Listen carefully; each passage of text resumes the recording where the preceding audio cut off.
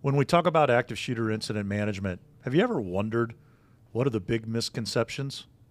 That's today's topic. Stick around. We're going to talk about the top 5 misconceptions of active shooter incident management.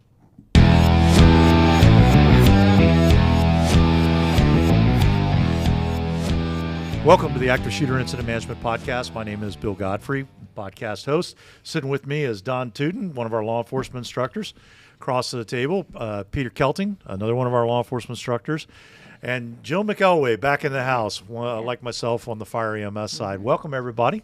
So today's topic is the top 5 misconceptions of active shooter incident management. And we actually did a little bit of polling with the instructors, and we used a fancy thing called nominal grouping technique to figure out what the top 5 was. So there's a little bit of science, and I emphasize the word little bit of science, but these really did stick out as the top 5. So starting with number 5, schools are the most common target.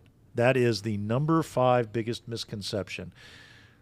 Peter, lead us off.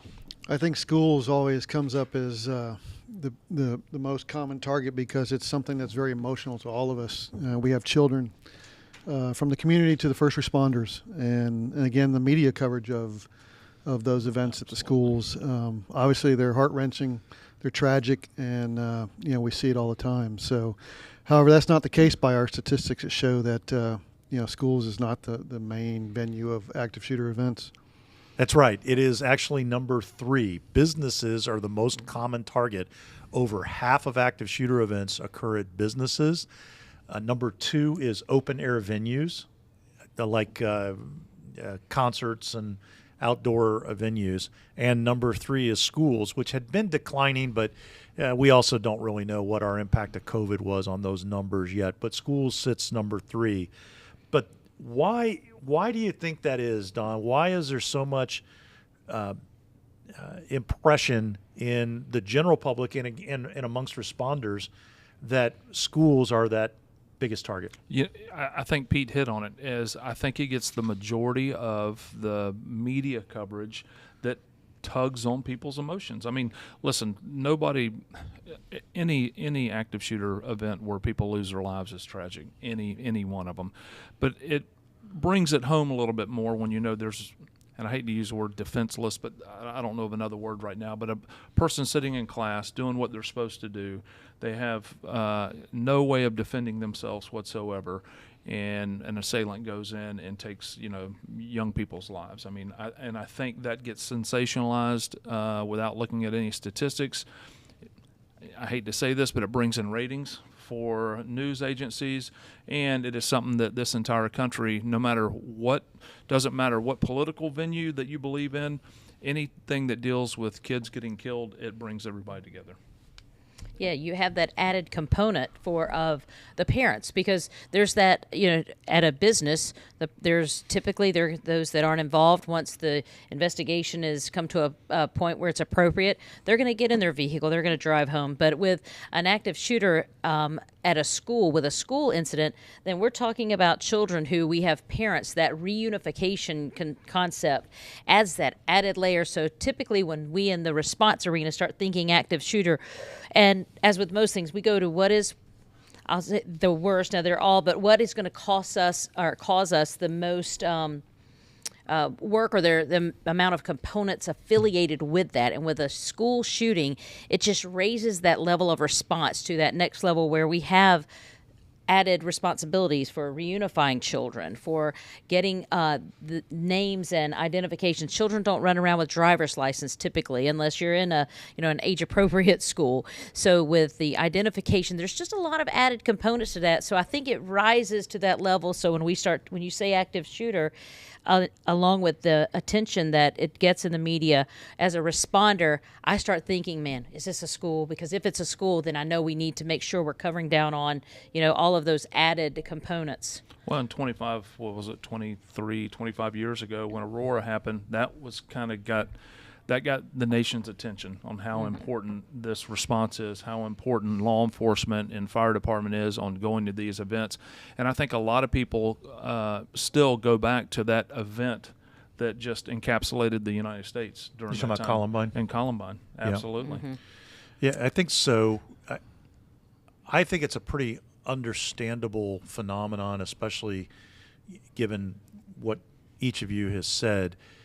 We worry more about schools. It's a collection of kids, not adults, and it's a high-density collection of kids, which makes them very unwitting potential targets in these attacks and horrible, tragic events every single time.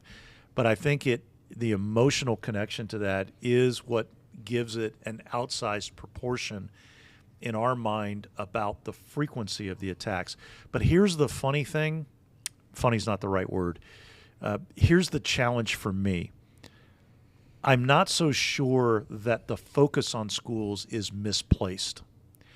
There's far more that can go wrong in school attacks than we would typically see at a more common business. The collection of kids, a very potentially high-density collection of kids. If you get a shooter on campus that's already gotten past whatever security measures, there's a delay. These campuses are laid out. In some cases, they're a little bit confusing. Law enforcement, the school resource officer, knows their way around campus like it's their house.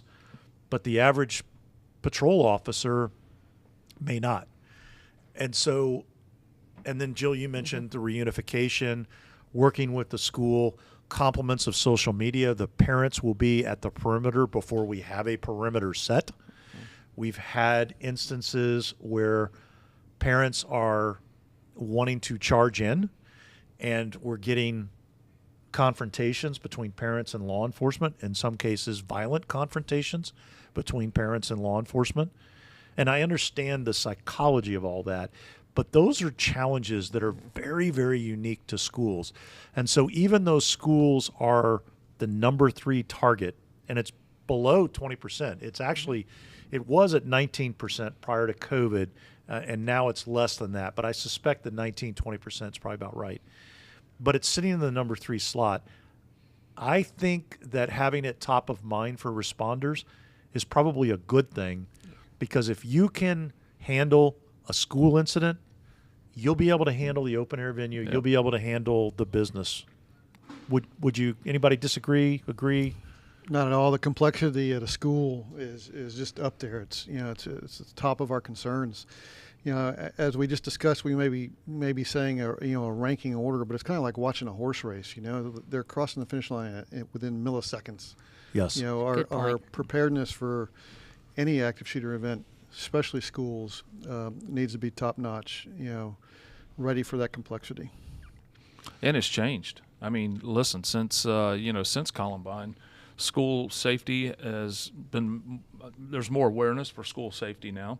It's harder for law enforcement. You actually have to train and with your fire department personnel. I mean, how are you going to get in schools? They lock schools down now, where businesses and open air venues do not have that challenge. So, and it's something that we continuously train to, and then that is, I hate to use the word standard, but we've put that as, listen, we have to be able to handle this. And like I think you mentioned it, the rest kind of, hate to use the word fall into place, because that's really, once again, not the right word, but that's one of the hardest. Not as difficult a challenge. It's not as difficult a challenge, exactly.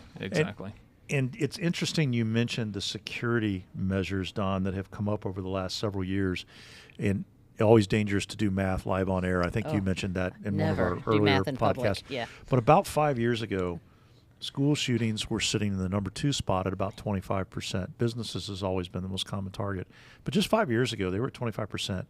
We were at 19% before COVID, and of course it's dropped since then. I expect that number will bounce back up a little bit.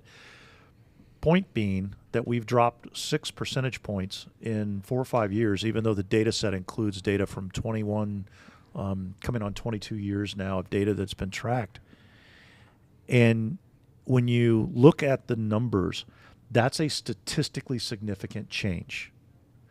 In other words, some of the safety measures that have been put in place have had an impact, a very positive impact, to reduce the frequency of these tragic events. What's very frustrating to me is that we don't know what it was that did it. We don't know whether it was putting school resource officers on campus, putting armed people on campus, putting security screening at campus, putting fences around campuses, training teachers and administrators, the awareness. We don't know. I mean, it might have been a combination of all the above, but it may be situationally dependent too, Bill. It could be that this is what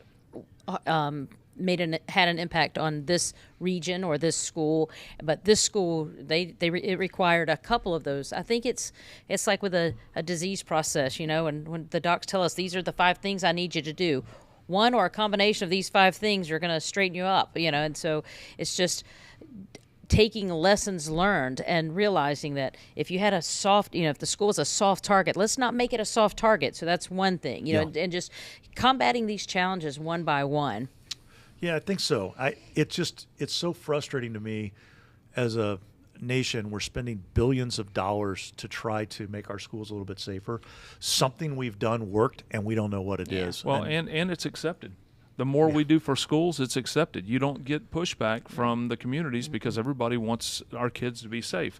Versus businesses, there's a fine line between over security and hampering, people coming in to your business and having open dialogue with people. So that's all very true. Mm-hmm. Okay, let's move on to the number 4 misconception, most common misconception, and that is law enforcement doesn't use ICS. We've heard this one time and time again. And I know Pete and I both, and you guys know this as well. Throughout the country, number one, I guess if you have to define ICS, what is ICS? And is it, we talk about it in our class. Is it backing up with an 18-wheeler full of paperwork and having to go through each paperwork? But it's a management system. And we've been doing this for years. Maybe we just didn't call, and we both have, law enforcement and fire.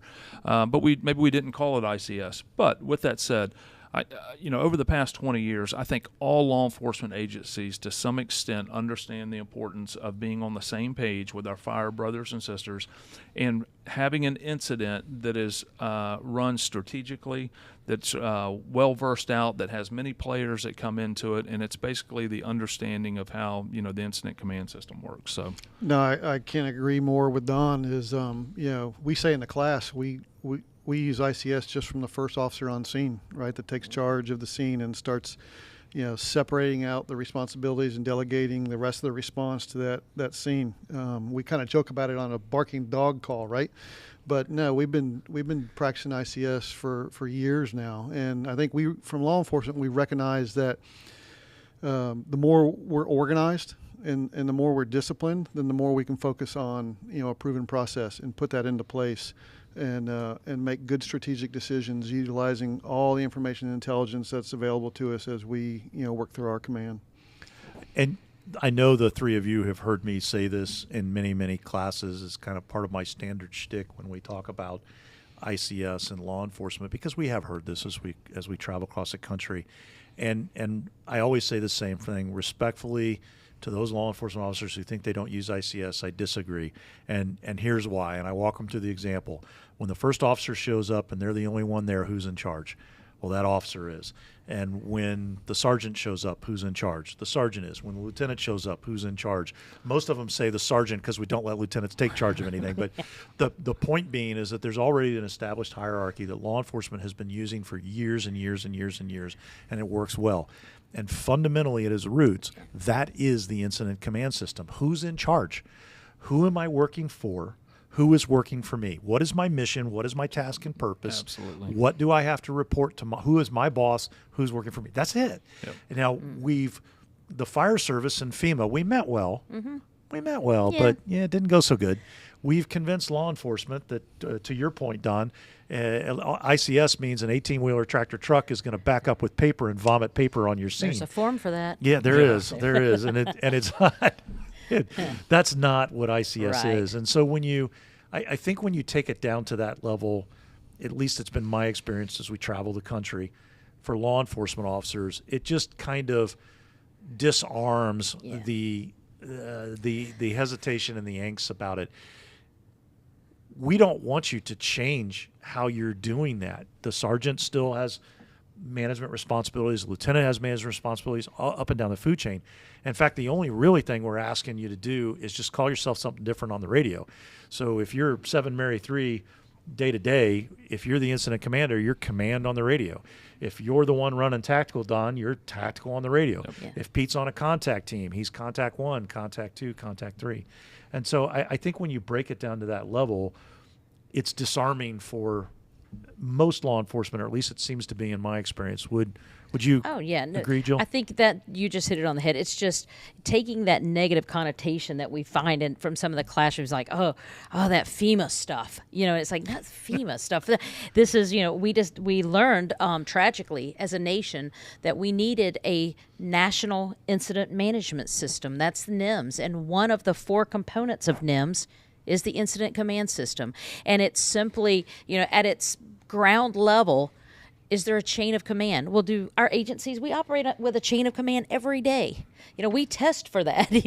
We test to make It's rank. no different than what we've nothing. always done, but we've learned to document it. That's the Yes, biggest things we've yeah. learned to document it, And so the when next you person coming bring in can multiple pick up. agencies, and when we're looking at an active shooter incident, it's typically multiple agencies, multiple disciplines, and we've all got to talk that same language. And so that's at its ground level, that's what it is. So once we remove and we realize that we're not filling out 214s or, 4, 5, 9, 6, 7, 8, 4, you just start naming the number of form. That once we remove that connotation, and typically we get buy-in. And for those we don't get buy-in, we just don't tell them that what they're doing is ICS. Yeah, and I think, like Don said, from a law enforcement perspective, our organizational charts are basically an ICS system That's it. as we go out through our daily Yes. progress, right? I think what we have always done is look at maybe a couple weaknesses or failures of a part of the ICS system, i.e. staging for law enforcement. Yeah. And that's been a challenge for us coming up through the years. And all of a sudden, if we think, oh, we're not doing that well, then we're not following ICS. It's just one small component, and we've made great strides to improve our staging efforts on a law enforcement side. And before we leave this topic, I'll leave a little tip for my law enforcement brothers and sisters that are listening on this one. When, not if, but when you run into that fire and EMS person who just knows everything about ICS, Jill alluded this earlier, ask them to tell you what the difference between ICS and NIMS is. Right. And 98% are going to tell you it's the same. It is not. The National Incident Management System is the overarching thing that includes prevention and all the other kind of stuff. ICS is a part of NIMS, and it directs how you manage the incidents. So it's just a little trivia for my law enforcement brothers and sisters when they Bless need their to heart. give a little chin music to that all-knowing firefighter that they're going to run into. You guys are laughing. Or forestry. Yep. The forestry We guys. hold on to that so we can kick back from the donut jokes. Okay, moving on. So that was number 4. Number 3, the number 3 biggest misconception in active shooter incident management is that active shooter events are mass casualty incidents. And that is categorically false. Active shooter events can be mass casualty incidents, but in fact, most of them are not.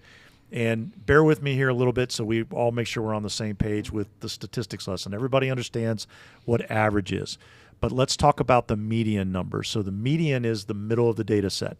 So if you take all the active shooter events over the last 22 years since, going through Columbine, and you take the fewest shot to the most shot.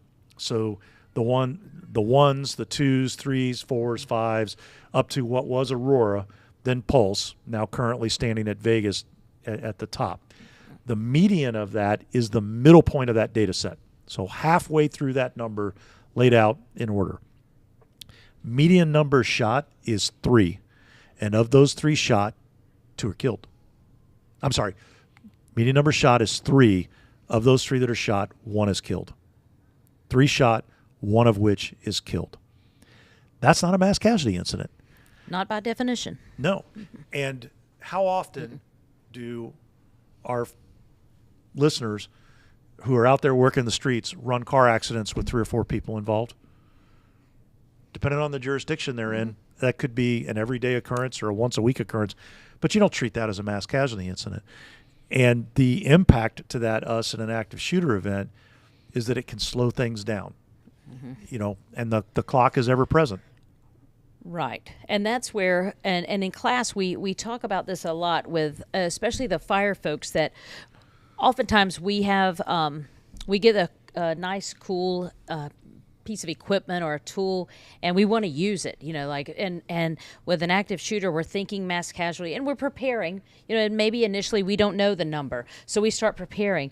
So we park our ambulances over to the side, and we use that crew to lay out the tarps, to lay out our red tarp, our yellow tarp, our green tarp. When the entire time we're doing this, we've got a clock just ticking.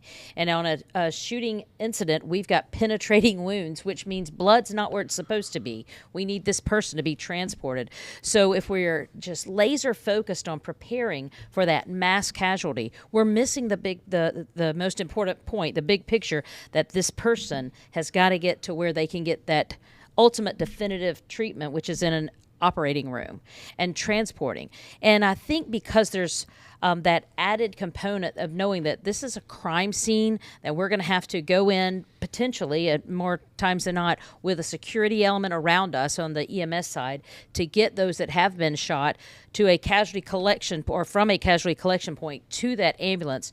We start adding that extra component, and it's so unnecessary oftentimes, where it's just listen to what you have. The numbers are going to direct you and guide you. And so those, but preparing for that mass casualty is important. But and I'll tell you, on that back end, on the hospital end, as a nurse, I wanted to know at the trauma center, so how many are we talking? And I need numbers, not a lot or many. I need numbers, because we've got operating rooms that need to either be cleared or prepped for the number of people that are coming. So that's where, preparing for that mass casualty, but yet recognizing the actual number. Yeah, I think a lot of it goes back, and we talk about it in class, the Los Angeles airport. The media shows, hundreds of people running, out of a terminal area where sure. And if you've ever flown through LAX, you understand why you would be thinking active shooter, mass casualty. I get that completely. The place is a zoo. Absolutely. So I think that's a mentality that is, one of those things where people don't know. They don't do this type of work. They don't understand exactly what the reality is, of how these things operate. You automatically think that there's hundreds of people killed. Yeah. And in that case, there was thousands of people running, and there was, I think, only one killed. So it's it's one of those things where it's education. I think it's a misconception of it's going to be horrible and terrible, and it's the worst of the worst. Where the reality is, hey, listen, let's go in there, let's do our job, let's communicate exactly what we have, and then let's make it go away as fast as we can. And those contact teams, those initial contact teams, that information that can give over the radio back to tactical, who can then turn to the triage officer, and then triage can then in turn let transport know, okay, we had 3 in the first room there, if they're still at this end, we have 3 wounded here, then 2 in the next. We can start doing that math, because we'll have a board and we'll have to do it in public. But that's, knowing those numbers is so important, and we stress that in our classes. And it's great to know the why. The why is the reason that we call hospitals and get those bed counts. How many reds, how many yellows, how many greens can you take? It's not just so that they can have a welcome committee. They're clearing operating rooms. They're calling in surgeons. They're canceling elective surgery so that they can, at the minute that patient rolls into the emergency room, we're taking them straight up to that operating room for that, to stop that bleeding and to fix whatever injury they have. Yeah, and Bill, we talk about this in class is getting that MCI thought process accurately analyzed, because overconvergence, over-response of resources and personnel, gaming it, so to speak, because that's the way we think we need to set up. When we start getting into the complex coordinated attack, did we over-respond? Did we over-converge on a single incident when something else could pop off somewhere else close, and then we need to, step back and punt? Have resources for that. Good point. Certainly. Good point. And before we leave this, I want to be explicit in this example for everybody, whether you're law enforcement, fire, EMS, medically trained or not. Pretty common for people to use helicopters for transporting critical trauma. Now, not everybody does it. It depends on your geography, and it depends on your availability of an EMS helicopter. But most everybody, if they don't use them, knows what it looks like. And I always use the example of, okay, so that you got a bad trauma call, patient's critical, need to get him to the trauma center as quickly as possible. The helicopter lands, you load that patient up, and 90 seconds later, that helicopter is airborne. I mean, that helicopter's on the ground for less than 2 minutes. And everybody always looks at me, and they look at each other, and they look back at me, and they start just unconsciously shaking their head like, no, dude, what are you talking about? The helicopter's on the ground 10, 15 minutes. The crew is playing, 20 questions of stump the chump with you, reassessing your patient, changing them over to the other thing. And next thing you know, you called this multi-million-dollar vehicle to transport the patient because we were in a hurry, and 10 to 15 minutes it sat on the ground with the blades spinning around in the air, and that's the clock going tick, tick, tick. And that's a separate problem. It has nothing to do with active shooter events, but it illustrates the very issue that comes up.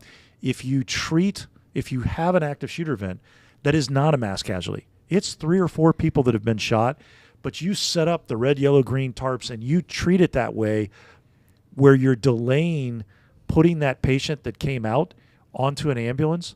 All you've done is added an extra 10, 15 minutes while the blades are just spinning around. Mm-hmm. And that's not in the best interest of that patient. That's not in the survivability of that patient. And so I always use that example to kind of illustrate the point of why it matters. If it's not a mass casualty, don't treat it as one, because you actually introduce delays. And delays get people killed. That's the key. Well said. It's another unit. That's another unit of blood. Another unit of times. Yes. All right. So that was number 3. Active shooter events are not mass casualty incidents. They can be, but they are most often not. Number two, the law enforcement command doesn't get set up until the first law enforcement supervisor gets there. Yeah, I think you alluded to it earlier. That is false. Like with any call that law enforcement goes on, the first officer on scene has command and control of that scene, period. Whether it is a barking dog call, like you said earlier, or whether it is a critical incident, any critical incident. They are the first eyes on scene. They have the responsibility of doing that initial assessment, making tactical decisions right then and there that's going to impact other responding officers. So I think in law enforcement we understand that really well, but it's an easy out for people a lot of times. They use that as an easy out because they want to go. A lot of times people either do not want to take that role, so that's their excuse they come up with, or it's once again, it's just an easy way out. I don't want to do that job. I don't want to be responsible for X, Y, Z. So I want to be a ground pounder. So I don't know. What do you think? No, I mean I agree wholeheartedly. You look at an agency that may feel that way, and I would have to submit that you dial back to where are you at training? Where are you providing the opportunities for your folks coming into the agency to grow in leadership and tactical awareness, command decision making, so that you can delegate that command at the earliest point in the process, so that you're not feeling like, well, no one can make a decision, we can't move left or right before the sergeant gets on scene or the lieutenant gets on scene. I think you're behind the 8 ball, behind the curve, if you're not forward thinking on that and getting that developed early on. Yeah, and it's training. I was just going to say, aside from training, how much does giving officers the opportunity to practice it on other incidents, how much does that play into it? Once again, I think they do it every single day because we communicate on every single call. If you think about it, especially on, let's say, a burglary in progress, a robbery in progress, a critical incident on a shooting, you're setting up perimeters. You're giving suspect description out as quick as possible. You're having rescue come to a certain location. You're doing all the things that a supervisor does. So already. Why aren't they formally? Right. What is it? Are we going to see a point in time when law enforcement formally adopts the position that if they've got multiple units on a single incident, somebody needs to take charge, take command? I think it's the word liability comes into play sometimes. I think agencies need to be able to trust their personnel in the sense that they're going to make the decision that's needed at the time. and then we'll worry about everything else later, and that we can act quickly to stop something that's in progress. Yeah, I know, and I'm going to speak for myself, Jill. I was about to speak for both of us. I was on the job when ICS came into the fire service, and we all had to kind of learn it. And the way that it became second nature, and it took a while. That whole 150 years of tradition, unimpeded by progress, we mean that. Yes. We take that stuff really seriously. It took a while, but the rule became if you had more than one unit on the scene, and a unit, because the fire department doesn't ever work alone. So if a unit was there, you had at least 2 people, if not more. If you had more than one unit on a scene, somebody was required to establish incident command. And then if the incident grew, that command structure grew from there. I know that there's a handful of law enforcement agencies in the U.S. that have taken that posture. I wonder if we'll see that over time, because I think the lack of using it frequently is part of what makes people so uncomfortable with it. And if it were second nature and something that was done all the time, like every one of the things that you just mentioned, the burglary, the robbery, the bank robbery, I don't know. Right, sure. John, No, but whatever. but insert here. Right. Yeah, insert here. The typical law enforcement call, and certainly violent event law enforcement calls, where you've got more than one officer going, seems like a perfect opportunity to begin exercising this on a regular basis when you're setting up perimeters, all that other kind of stuff, to get people a little more comfortable with the concepts and the terminology. And then, as we've said previously, all of us, sometimes you just got to wait it out. Sometimes you have to give time. Yeah. But that first time you go on the radio and assume command at a call, I mean, the first time you do it, it's like, whew, there's a nice swallow before you key that mic.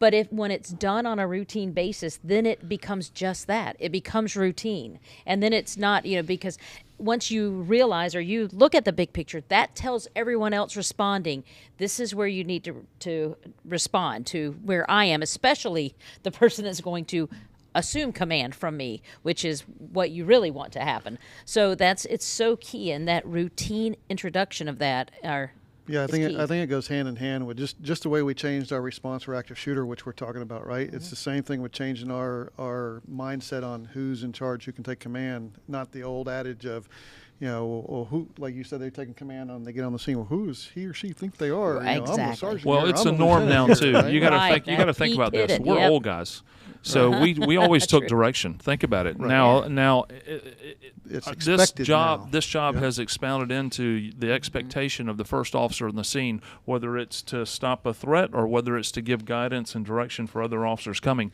That is the norm now.